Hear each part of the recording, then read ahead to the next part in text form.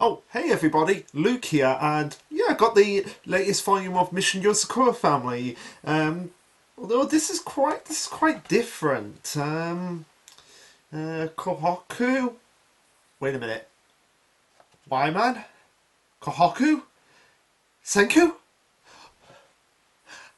Is this a Dr. Stone review? New Dr. Stone material?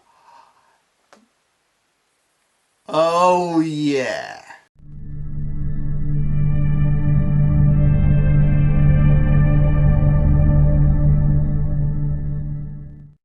Okay, yeah. In all seriousness, yeah. This is the new mini-series of Doctor Stone. Now they call it a mini-series spin-off, but let's be honest, it's chapters 234 to 236. There's going to be 3 chapters of this going right through November. Now I'm going to be doing these alongside the Mission Yozakura reviews, but as we all know on the channel, Doctor Stone comes before Mission Yozakura in my book. Now, now as I know, I learned this throughout the week. Mission Yozakura is entering the final stages of its series, and yeah, based on what happened in the recent chapter of Mission Yozakura, it does seem like we're heading that way because we get the antagonist for the final showdowns. But after Mission Yozakura is concluded, I'll tell you right now, it was going to be 100 Girlfriends that I was going to be reviewing next, but Party Jams basically said, you know what, maybe you should do Witch Watch over 100 Girlfriends. And after looking over the ideas and basically balancing the options, yeah, Witch Watch, I feel like, even though I love 100 Girlfriends, I feel like Witch Watch has a lot more to its story than 100 Girlfriends, so there will be a lot more to talk about and discuss. And the author of Witch Watch has said that the series will go on as long as he decides to it. So for theoretically could go on for as long as 100 Girlfriends for we know, and it's just had its first really big arc. Now, I mean, there've been arcs before in Witch Watch, but nothing as big as what has happened in the last arc. So yeah, that'll be the series after Mission Yozakura. Now, a few things will be changing about that. There'll be there won't be like an intro like I do for Doctor Stone or Mission Yozakura, partly because like I feel like the intros, like, even though I like having them in there, they really don't add to the videos. So yeah, there won't be an intro. It'll just be like me doing the prelude and then just going straight into the chapter, not like the little Lasherluke such and such reviews. But and plus as well, Witch Watch is another Shonen Jump series, and I kind of want to keep it as like a weekly Shonen Jump series that I review on this channel. Not to say I don't love other series in other magazines, I do, but I feel like at the moment, with things being steady, keeping it as a weekly Shonen Jump series would be for the best. So those are the announcements that I was gonna announce. I wasn't sure if I was going to do it in the Doctor Stone one or the Mission Yozakura. It was going to be either one, so I figured, hey, I'm doing Doctor Stone now, might as well get it out of the way. But yeah, with all that said, let's dive right into the Doctor Stone chapter. Alright, so even though this series, like I said, is called 4D Science, I am just basically going to call them chapters 234, 235 and 236. So the first one, aka 234, will be titled Future Messages, and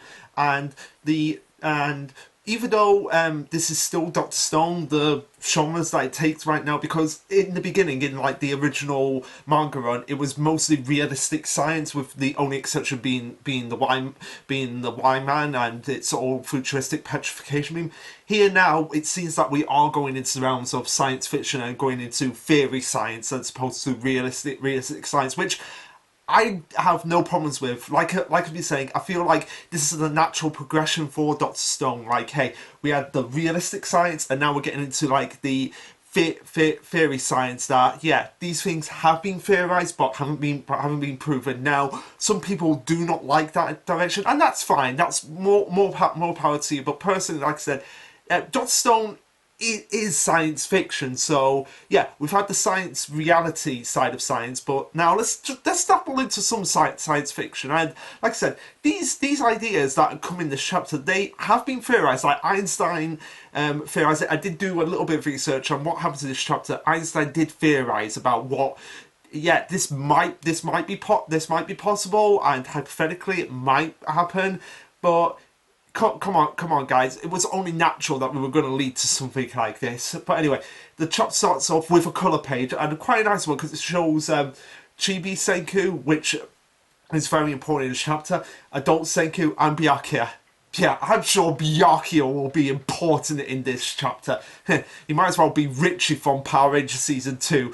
Yeah, Byakuya is very important figure in this, and there is a theory that I did discuss with Pie Jams, and I feel like I will have to go into detail as we'll go through the chapter. But really nice kind of page. So it starts off pre-petrification with Senku being 10 years old, and him and Taiju being on this like tower in Japan. Wait, where does it say? Okay, I get the feeling that this has to be where Byakuya was first launched into space, although I could be wrong, but yeah, it's just nice to see more of Senku's life before the beginning of the series. Really nice that we get moments like that. And one thing I do want to know, and I did discuss this with Fex as well, and Fex actually came up with a really great theory about what the twist at the end of this chapter actually entails. And yeah, thinking about it, it does make perfect sense with the natural progression of the series, but we'll get into it when we get into it. But yeah, something I discussed with Fex is that I would like a Dr. Stone spin-off, maybe a prequel to the beginning of the series of just how did Senku actually meet Taiju and Yuzuriha, and how did those three become friends?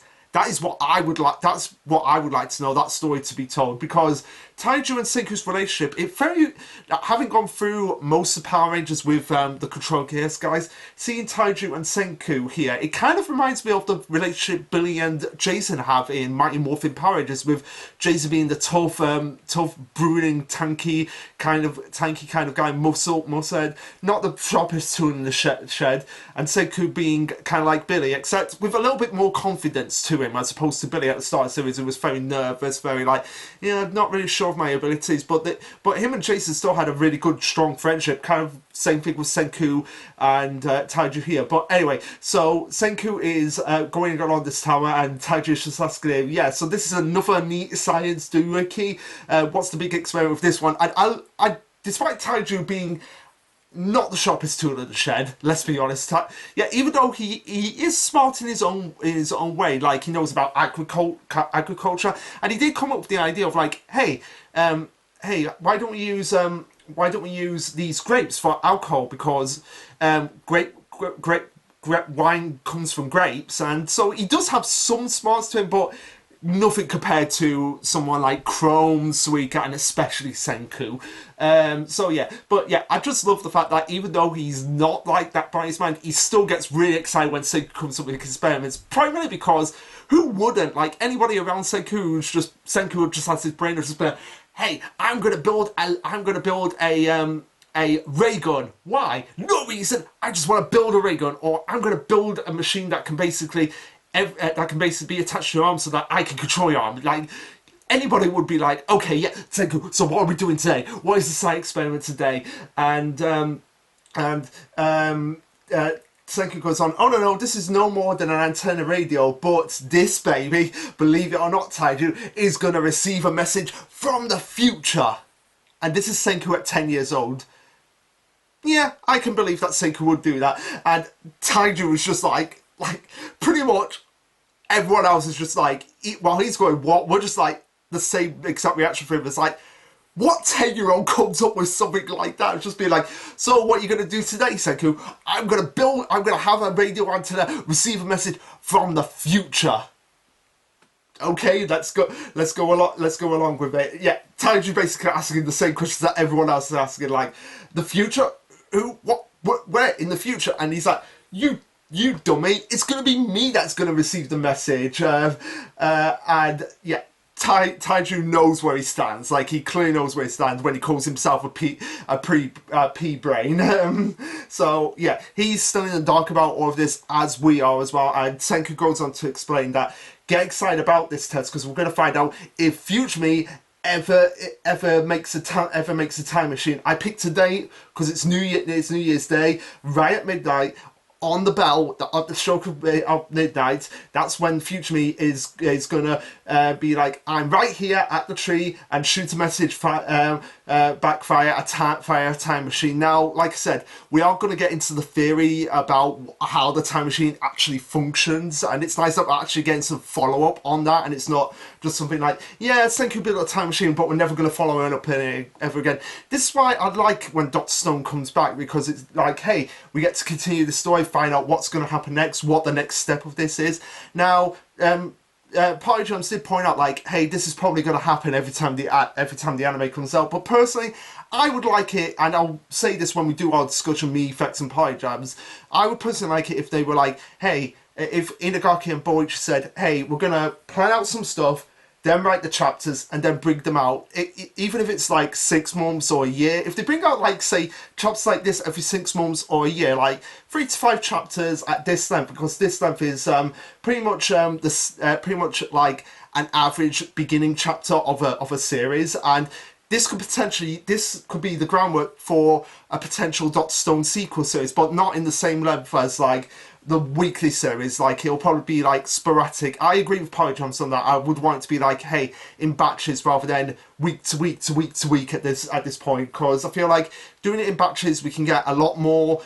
We can get less chapters, but a lot more content out of them. Like with these chapters, I feel like they're going to be 50 pages long. Like, so the next 2 chapters are going to be 50 pages long, and I feel like giving that for the series, that would be perfect. So Senku continues on and says, "Yeah, Taiju. So who says that I'm going to be sending the message by the time I say that?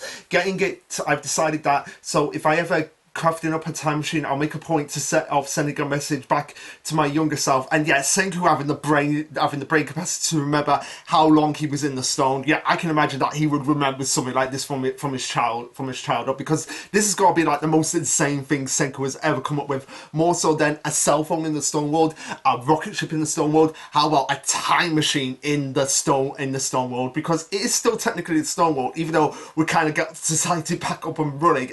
People will still consider it the stone world, or the new stone world, which, by the way, speaking of which, season 3, I am going to be doing my what's the difference between anime and manga for part 2, like I did with part 1, and me and Pi Jones, we will discuss season 3 as well, maybe around the same time when we do the Dr. Stone, when we do the new Dr. Stone discussion. But yeah, I just love this picture here of just like Senku. You see Chibi him, then you see then you see young teen him, then adult him, and then him as an old man, like kind of in the same, kind of like a combination of Einstein and maybe Edison, with a little bit of Kosaki going in there. Yeah, there's a little bit of Kosaki definitely in that image of just him being like, oh, the time machine. Now to send that message back to my past self just as planned. Like, okay, Senku, you're not Aizen, so please don't say that, but please don't say that exactly as planned. Mind you,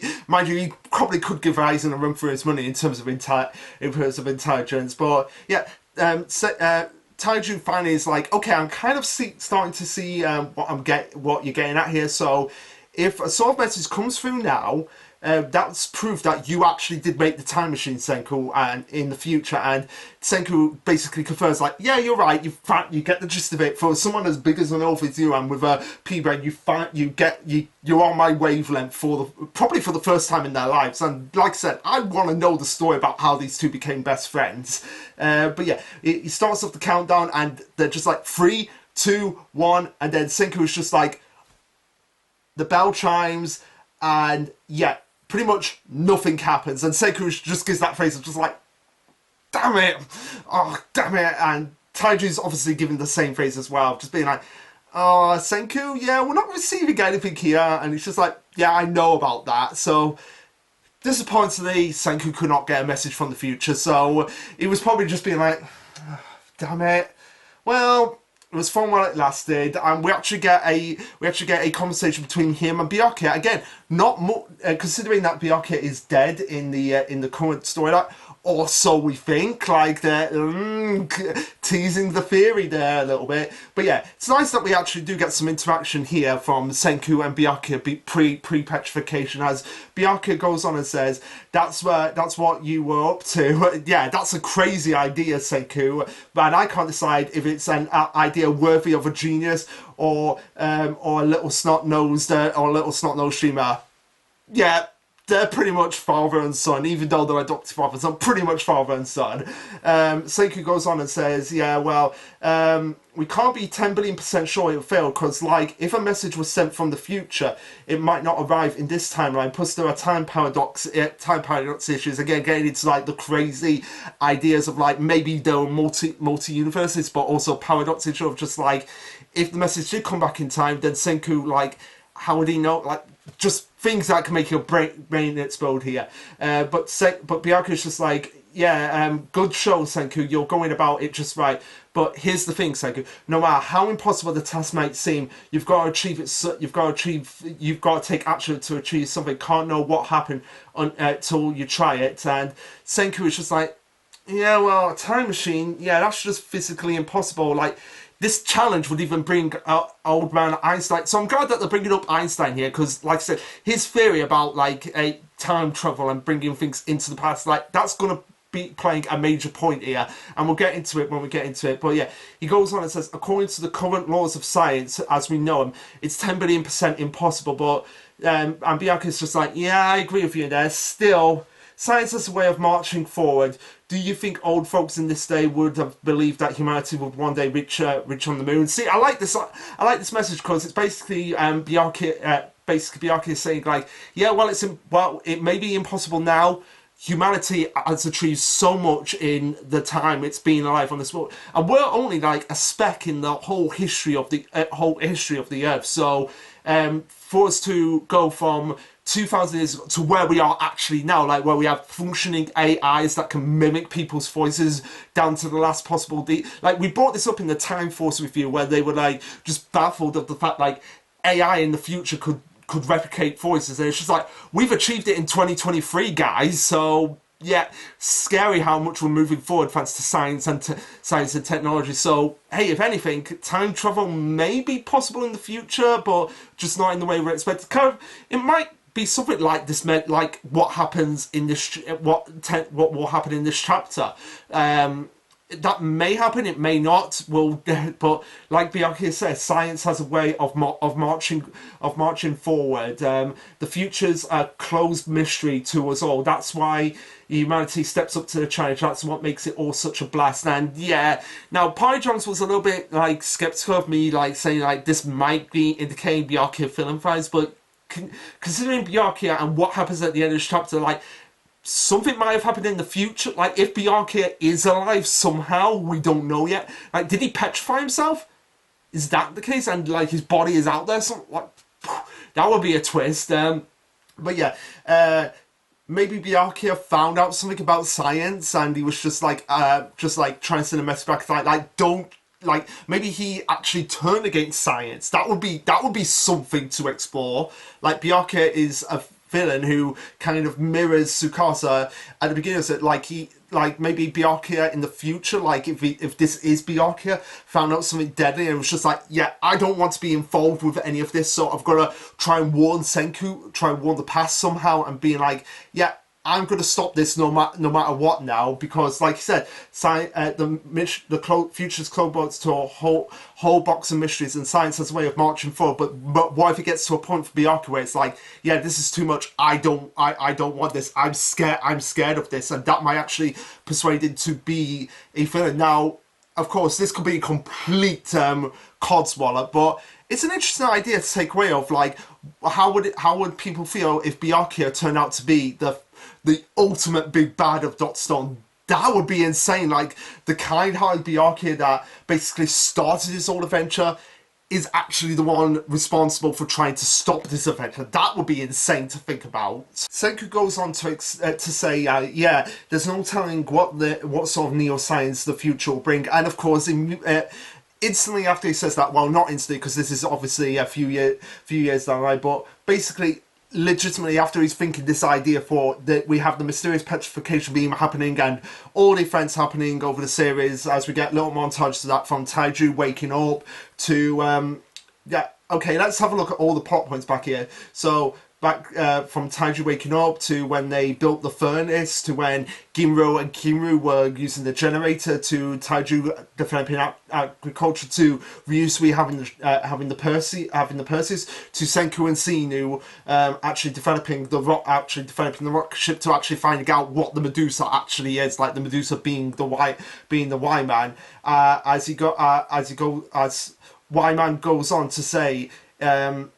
As everyone goes on to say, so I feel like, okay, so here maybe Senku is telling the story to Y Man, because it goes on and says, haha, humanity took that calamity and adopted it as part of our new world scientific civilization. It'll help us march into the future. Am I wrong?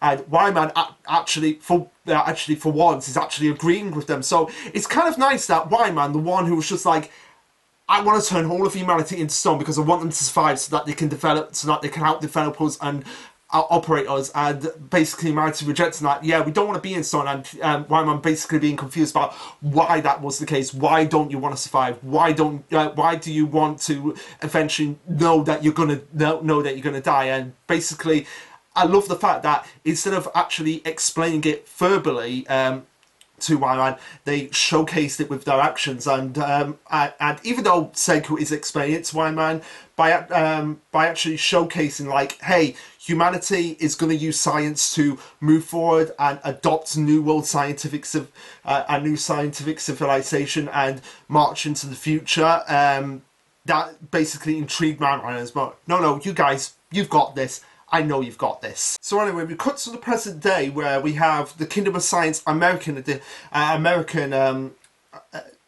side. So you see, like what was probably established at the end of the series, the Kingdom of Science is obviously its own nation now, because it was the one that brought the world back to where it was. So we have basically Kingdom of Science Japan, Kingdom of Science America, and we're in Kingdom of Science America, where we have Sinu basically explaining everything to all the old farts of the old world, with Tsukasa by his side.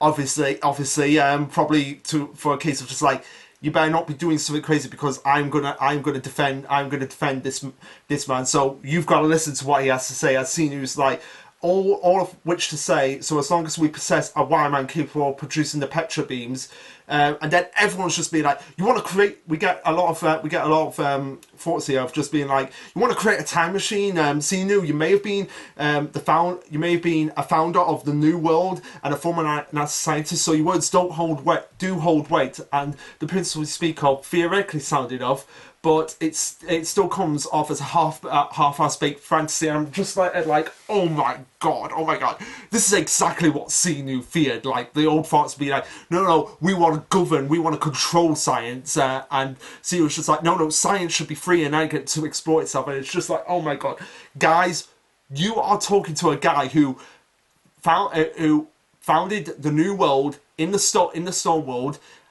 basically experienced the petrification beam, which to someone from the 21st century, that would be something of a half-baked fantasy itself.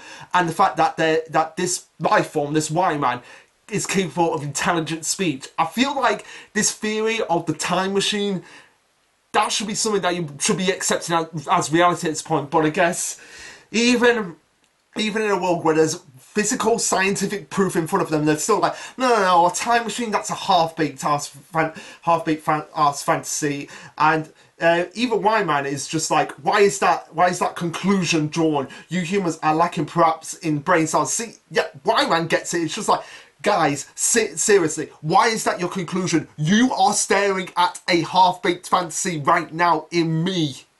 Like, I can just imagine why, man, that's what's going through its processing circuits here. But yeah, Gen is obviously there as well.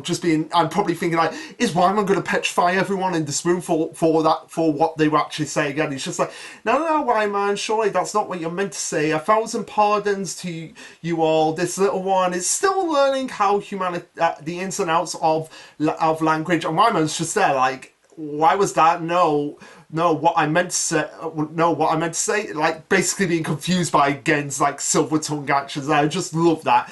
But Senior goes on and says, okay, even though he's mad, it's just like, for frick's sake, guys, but, okay, your idea, your doubts are warranted, for at the moment is indeed no more than pure fantasy. The primary bottleneck comes in the form of the energy cost. So even though he's probably thinking like, guys, seriously, at this point it's just like, okay, I need to do a new tactic here. I've just been, yes, well, it is primarily a fantasy.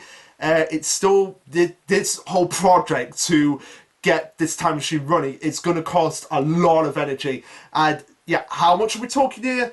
Oh, a single instance of time travel will require 1.821 EX-watts, which if we go on to the next page, if it will actually work with me. God, I hate the app sometimes. So yeah, which equivalents to EX detonates 1 quintillion. So 1.21 quintillion watts, which see who gives an example here of just how much that is. Like, put it in 21st century terms, that would be the amount of energy needed to consume all of humanity over the course of 60 years. So yeah, basically saying, like, for one course of time travel, it will require 60 years worth of energy. And again, and everyone is just like flabbergasted by this. Did you say what I think you said here? But how are we going to get this half-baked amount of energy when it would require 60 years of energy? Will we have to save up for 60 years or 80 years? And so it's just like, oh no. But I just love Gen's reaction here. Like, I know about Mega and Giga, but yeah, how much is EX prefix? But Senior's just like, no, calm down, everyone, because we've got a solution here. An elegant celestial body that creates waves and churns our seas. So it's a natural reaper source of energy. Yes, the time machine will be stored on the moon's surface. Humanity will construct a cosmic city on the moon. So yeah, okay. To go off on a quick tangent here, this is why I feel like there's got to be more to this. There cannot just be these two, because this chapter sets up what's going to happen in the next two chapters. But come on, like constructing a cosmic city on the moon, and the fact that they were talking about terraforming planets in the last chapter, in the one shot from last year, like, come on, guys, do you honestly think, like, and I love Buichi and Inagaki, but those two, I feel like they really need to, like, understand what they're setting up here, like, constructing and terraforming planets and constructing a cosmic city on the moon. That is not something you could do in 3 chapters, even with the extended length that they got. It's just not something that they can do in 3 chapters. So yeah, I feel like this really does feel like the dry test to a sequel series. Also, I apologise for seeming that I've had a change of clothing, but no, I've just taken the hoodie off that I was wearing because it was getting friggin' hot in here. But yeah, so yeah. There's no way in hell that there's just going to be these 3 chapters and be like, yeah, we're done, we're not doing any more dots. So no. I'm like 90% confident, like I was sure last chapter we would get more content. Like I did say in the last chapter, like, yeah, it does seem like they're setting up for more content to be had, and sure enough, we're right here. So I get this distinct feeling that, like I said, they're doing this as a test run to see how the audience responds to this, and so far, from what I've seen, it's been pretty positive. So I feel like, yeah, we are probably going to get more coming up in the future. But yeah, so they'll be constructing a cosmic city on the moon. Now, I really want to make a Cosmic Fury reference here. So yeah, they're experimenting in outer space. They're gonna save the hero race. The Doctor Stone Cosmic City. Like, seriously, I just had to make that, considering we're gonna be hopefully doing the Cosmic Fury video in some time in the near future. So fingers crossed for that. But yeah, so we cut to a a lab somewhere where we have robots that have been acquired, and I just love the reference to Johnny Five here with Johnny Seven, which by the way, short circuit versus Dr. Stone Death Battle with Johnny Seven and Johnny Five. Maybe. But yeah, so we have Sai and Ukio and Kazuki overseeing the construction of these robots, while we have Ginru and Magma slagging off duty.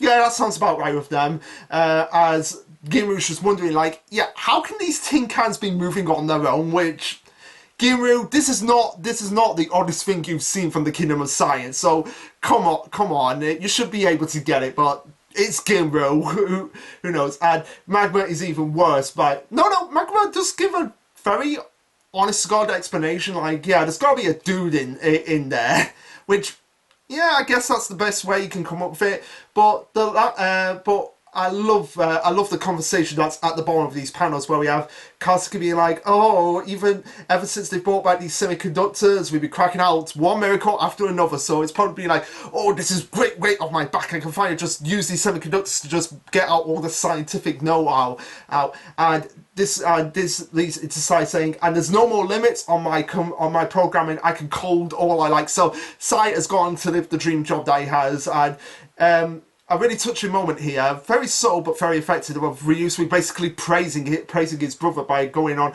thanks to history's top artist, obviously referring to Kazuki, and the greatest programmer of all time, basically referring to his brother here. So nice that Ryusui actually not. I mean, I've said this before, but he's obviously been someone who's been proud of Sai's abilities, even though they've been skewed in the wrong direction. But now that Sai has basically told him, like, I'm a programmer, I want to be a programmer, I'm not a maths whiz. So it's nice that Ryusui is actually acknowledging that for his brother. And he goes on and says, Ryusui Corporescents, the moon probe bots, now fully automated thanks to AI. Yeah, keep Ryusui away from AI as much as possible.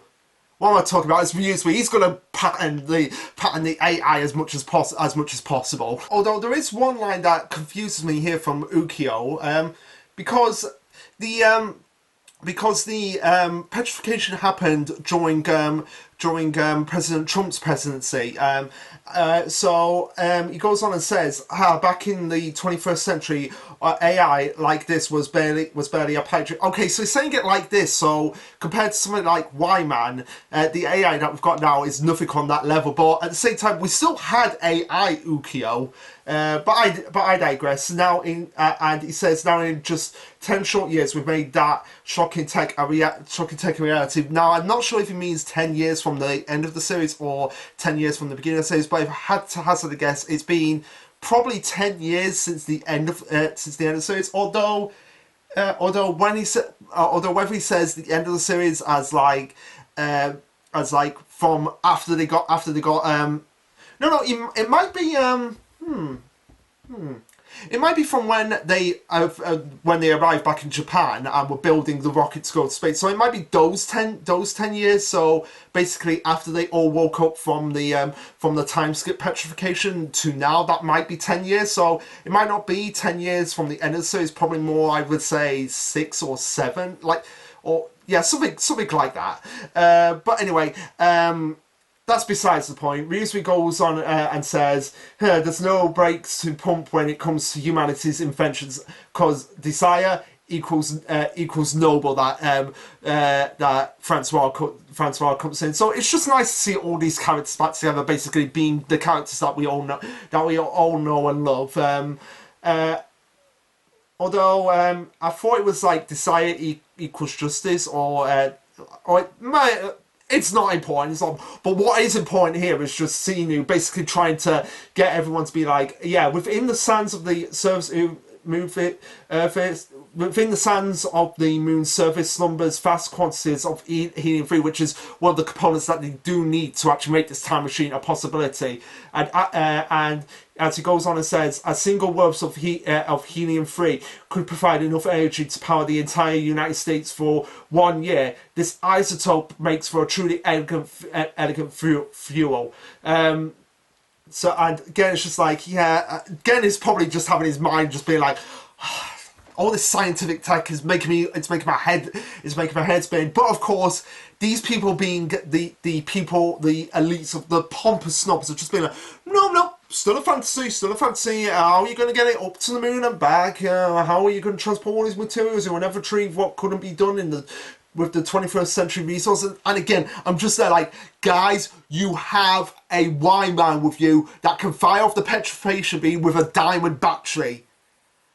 I think we are in the rounds of just like anything is possible at this point. And of course, they haven't stopped here because they go on and say, betting the budget on such a gamble, who would hold the rights to it, or which nation? So basically going against what Sinu actually stands for throughout the whole series, which was why he was very hesitant of being like, yeah, bring back everyone, which has basically turned into the world that I feared it would be. So he's just like, okay, screw this. As I always thought, this new world ought to be led by an iron fist of weaponized science, not by the mob rule of you foolish man. So he's just being like, yeah, screw you guys. I knew this was going to happen. So yeah, it's time for the petrification beam. And Garrett's just like, no, don't be doing that, Senior. You're meant to be a good guy now. And at this point, we see Sinu, Gen, Stanley, and Tsukasa walking away from just Mia, just being like, "Well, that sucked. That didn't go well." And Gen says, "Yeah, you and DS Senku mate for one doozy of student master duel. You're like peas in a pod here." Sinu's just basically being absolutely pissed off at this point and saying our paper humanity has already built itself back up to this new world, to the point that we possess the roadmap for scientifically sound time travel, and yet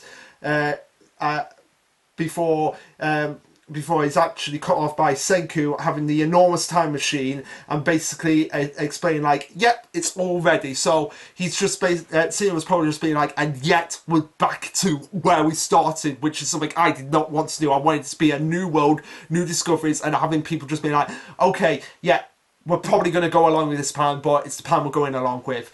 But yeah, so the time machine is actually ready. Well, the blueprints for it are, as we have Suika saying, it took a million little experiments, one by one. Getting to this point was not easy, let me tell you. Oh yeah, no, I can believe that. So like, because you're talking about building a time machine here, like proper DeLorean, like TARDIS time travel tech here, Suika. So yeah, I can believe you when you would say it would take a long time for this to happen. As Chrome is now getting excited, just being, yeah, and with all that's left, the material, all that's left is the materials, like fuel and stuff. It's going to take all of humanity slogging away and putting in some real bad effort, but it's the path, it's there. As Sinu at this point is calming down, just being like, okay, yeah, we've got a time machine, we've got the blueprint, so I hope this is actually where we're going from here.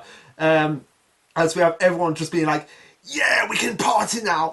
We're partying like it's New Year's Eve over and over and over again. And Ryusui says like, "How you can't run a government without parties." Yeah, given what happened recently in the UK in the last few years with Partygate, I think you could run a government without parties, Ryusui, but he basically says like all work and no play is not a way to live life, and Wyman's just confused by that. Like, humanity functions like that? Who'd have thunk it? And Ruri just says, yeah, this is just an excuse for you to parties. Before Chrome's like, wait a second, yeah, Ruri's here. Did I forget about something? We are having a rap party for basically our bad science project, and he's just like at this point, oh hey Rui, since we're now actually at the end of our science project, remember my promise I said to you? So yeah, what do you say we get married, you and me? And yeah, and Gen is just like, what now? That was your cue? And Ruri and everyone is just like completely bamboozled. You see Kohaku's eyes popping out like, wow, I didn't believe he would actually go there, but he goes there. And Ruri just completely blushes and it's just like, I guess it's okay. Yeah, we can get married. So we finally got the Ruri X Chrome ship that's finally set sail, which is, yeah, something everyone probably was expecting at the end of the series, but we didn't actually. But now we finally got it. We finally got the Chrome and Ruri ship they're married now, they're husband and wife, which is a nice end for their little character romance, because Chrome always had a crush on Ruri, and Ruri, even though I don't think she kind of understood the feelings that Chrome had for her, she kind of had a feeling that she probably understood, like, Chrome's a really good guy, really looks after me, so yeah, if there's anyone I would marry in the world, it would be Chrome. So nice that they cut to the chase there as we see their wedding. And of course, Chelsea being Chelsea just puts in as like, since Chrome got hitched, what's your plans for romance, Senku? And Senku's just like, what? Why is this important right now? Because, and Senku being, because this is Senku we're talking about here, yeah. Senku has no sex drive and no desire for romance. Like I said, if I could pick any character in any work of fiction to best represent me, Senku and Eiji Nisama from Bakumon, which I'm going to be streaming that at some point in a Discord stream, so look forward to that. But yeah, those two characters, I feel like they're my spirit animals. They are basically me, but over exaggerated at points. So yeah, Senku's just Chelsea's there just being like, so are we going to get the Luna X Senku Luna X Senku ship or the Karka X Senku ship? And again, just basically being like the others and just being like, yeah, there she goes, blabbering on our straight towns beats no one about the bush. And Senku's just like being there like, since when were the objects for me to pick? As we have Nikki, Ginru, and Marumi being like, did Senku say something completely reasonable to romance? And Senku's just being like, do you guys take me for a monster? But Kawaku's just like, hey Senku, if you want to get married to me, I wouldn't mind. I mean, it's something that I would be open to, which is basically, I feel like it's basically people saying, the author saying like, if there's anyone who's gonna get together with Senku, it's probably gonna be Kawaku. But Senku should be like, yeah, I ain't got time for this. But Carlos is just there like, hey Miss Luna, sounds like the opportunity is knocking. You could be the one to get Senku. But I feel like if Senku is ever going to get married to Kawaku or Luna, it's not going to be for romance. It's probably going to be like, hey, I probably want to pass on my genius and my intellect to the next generation. So it's probably going to be more like an understanding marriage, which is being like, yeah, we're not really marrying for the sake of being like, yeah, we love each other. I mean, Senku respects Kawaku and Kawaku respects Senku, but it's more a case of just being like really good friends and then being like, okay, yeah, we'll marry each other, but we're not. But it's not going to be like it's not going to be a relationship just being like, I love you. It's going to be more practical relationship, which for Senku that does make sense. And I know Kawaku would understand that about him. Like, yeah, Senku is being the father to my children, not for the sense of being romantic, but the sense of just being pragmatic. Wait, have I got that word right? Let me just look it up quickly. Pragmatic. Yeah, pragmatic meaning. Doing things sensibly and realistic. Yeah, so a pragmatic relationship just being like, hey, we're in the Stone World. I want to pass on my genius to the next generation. So Kaku, will you help me in that sense? So I can see Kaku definitely going along with Senku for that front. So yeah, we have Kokyo, Ruri, and Kaku's father. Which, by the way, anybody who's a fan of Dr. Stone, I just love the fact that you try and say, yeah, I'm a big fan of Dr. Stone. Okay, what's the name of Kaku, Ruri's father? And you're just being there like stunned, like whereas with me, it's like, oh no, I remember this guy, Kokyo.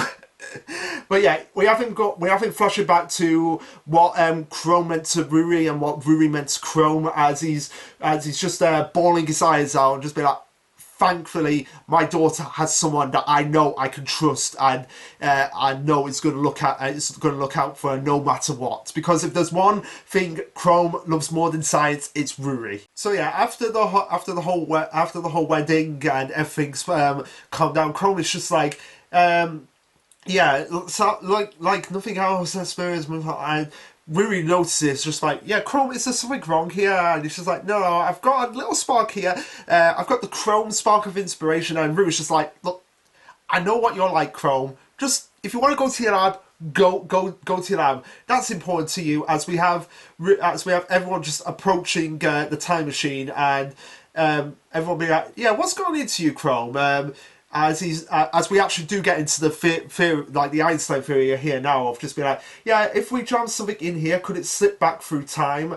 As Sinu goes on to explain, yeah, Wyman's Higgs field control provides the fundamental mechanisms for reverse movement through time, which should make obvious the limitations of what could be set back in time. So, yeah, and Kronk is like, yeah, there's nothing obvious about that, but Senku basically is like, okay, let's dumb it down for all the meatheads in the room here. That's basically what's going through Senku's mind here, of just being like, he's saying what we can send back in time is either a piece of Wyman itself or flashes of the petrification beam equivalent to nothing more than atomic particles. So, yeah, this is kind of like going along the idea of Einstein being like, yeah, you can send small things and maybe messages back in time, but that's just a theory. It's not being physically proven at this point. And a lot of people, like I said, may not like that Dr. Stone has gone in this direction, but I'm sure Shoranoji said at one point, like, if it's not being theorized, it's not gonna show up in the series. But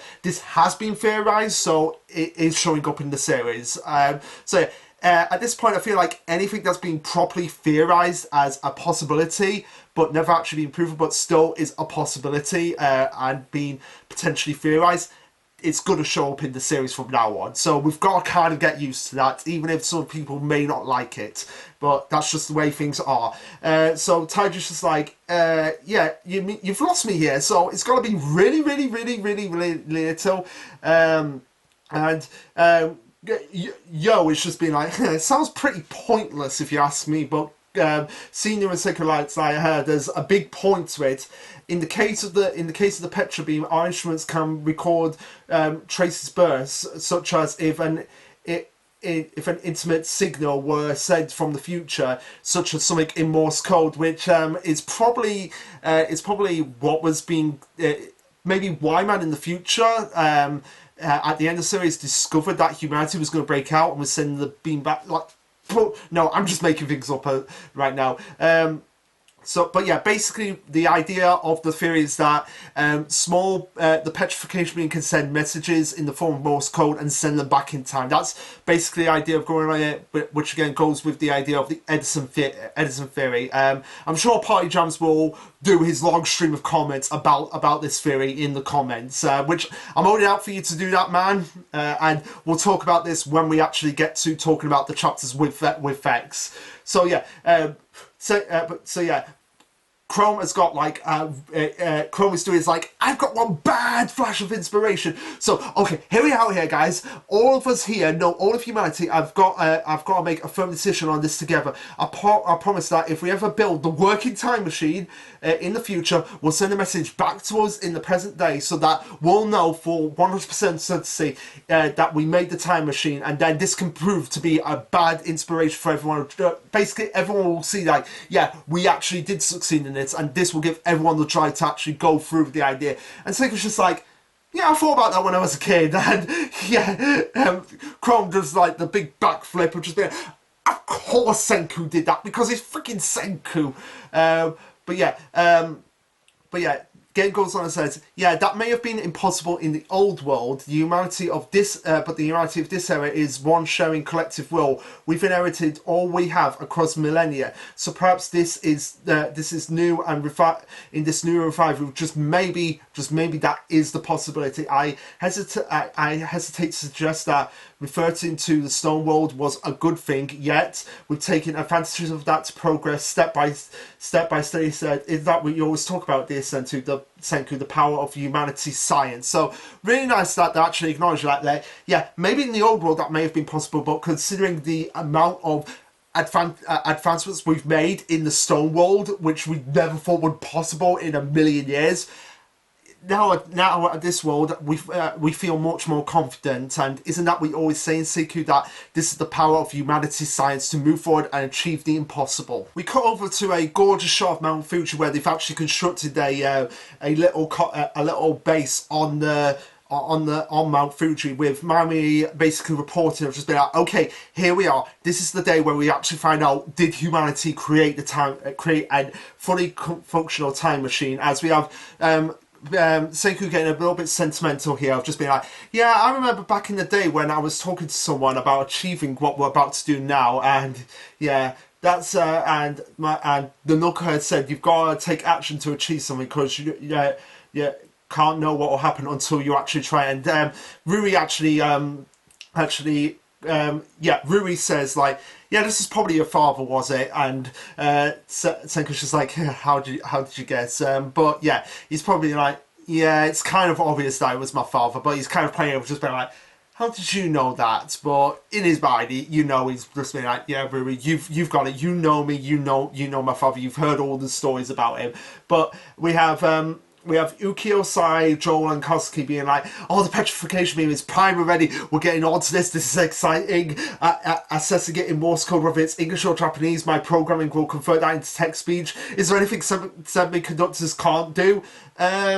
That's actually a question that I would want PyJam to answer. Is there anything semiconductors can't do? Although, yeah, come on. I want to know this. But we have the sun rising up, and is it the New Year? Yeah, it's New Year's Day. So Senku's trying to recreate what he tried to do as a kid, by trying to get a message from the future or send a message into the past, whichever. As everyone is just anticipating this, and they're like, this was always one in a million chance, or to use Senku's pet phrase. So Seiyu's actually saying this, of just to use Senku's pet phrase, it was 10 billion%. Which, by the way, considering it's New Year's Day, it's near Senku's birthday, so we might actually find out how old Senku is and what year we're actually in the next chapter. So he says, so to use Senku's pet name, it was 10 billion% bound to fail ultimately, no more than a pointless party. But everyone's just like, it's such a shame.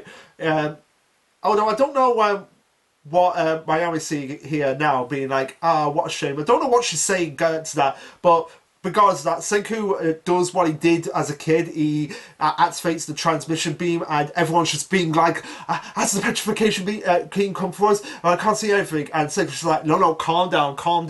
There's nothing you would see. We're talking stuff no bigger than atomic particles. And Joel's just like, oh my god, there's clearly a reaction here. Our petrification beam does not lie. And everyone is just like Cena's just like, oh, Cena's giving the face of like, oh my god, this is actually working. The one in 10 billion% chance is actually working at this point. As we usually just like, okay, it's a message from someone in the future, and Senku's just there anticipating as we hear the voice, as everyone's just like, hello to all denim citizens of the past. My name is Byakuya Ishigami.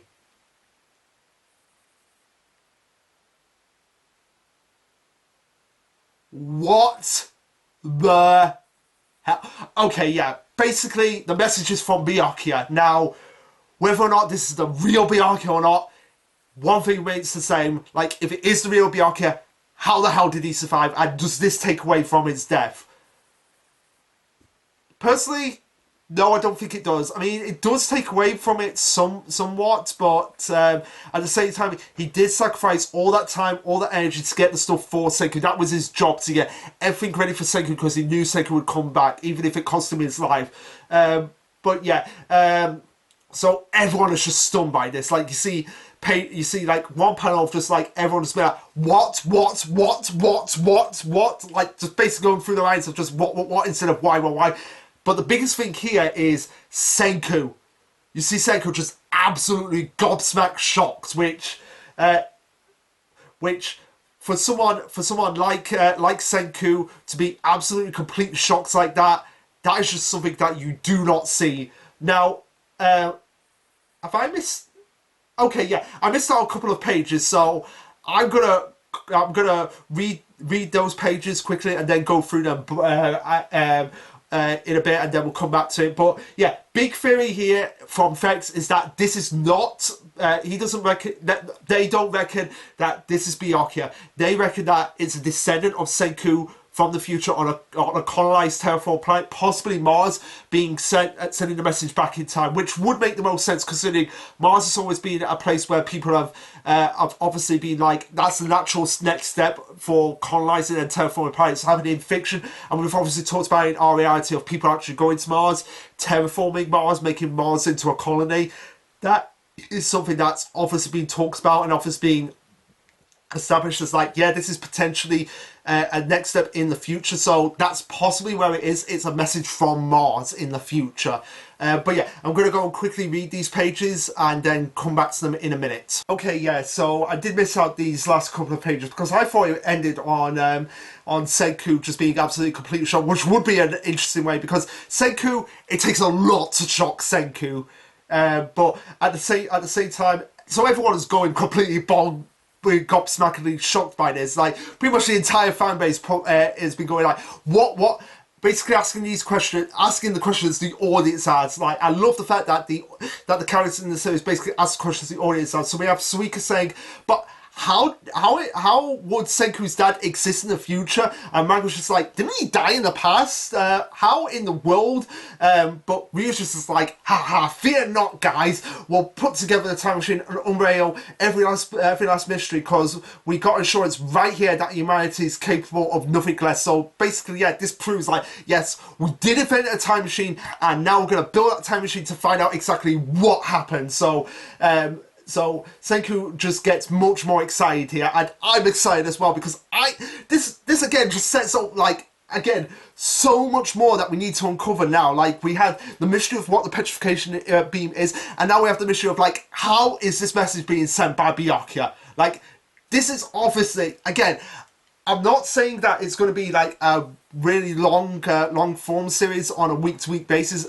Maybe, like I said, 3 to 5 chapters every 6 months. But at the same time, yeah, there's just so much set up in these chapters, in this one chapter, that it's physically impossible to wrap everything up in the next 2 chapters. So, because for starters, we've got to colonize the city on the moon. We've got to figure out how that's actually done. We've got to actually build the time machine because we've only got the blueprints. We've actually got to build this thing. There's going to be a lot of tests, going to be a lot of failures because that's what Dr. Stone is all about. And at the same time, we've got to find out what this actual message is from Byakuya. Is it like a descendant that's taken on Byakuya's name from Senku, or is it like another wine man that's already out there on a colonized world out there? Like, there's just so much built up in this series. And like Senku at the end of the chapter, I'm just as excited for what's to come next. But anyway, guys, what did you think of this chapter? Let me know. Like, subscribe, comment, all that jazz. And this will be Lasherluke signing off. Later, guys.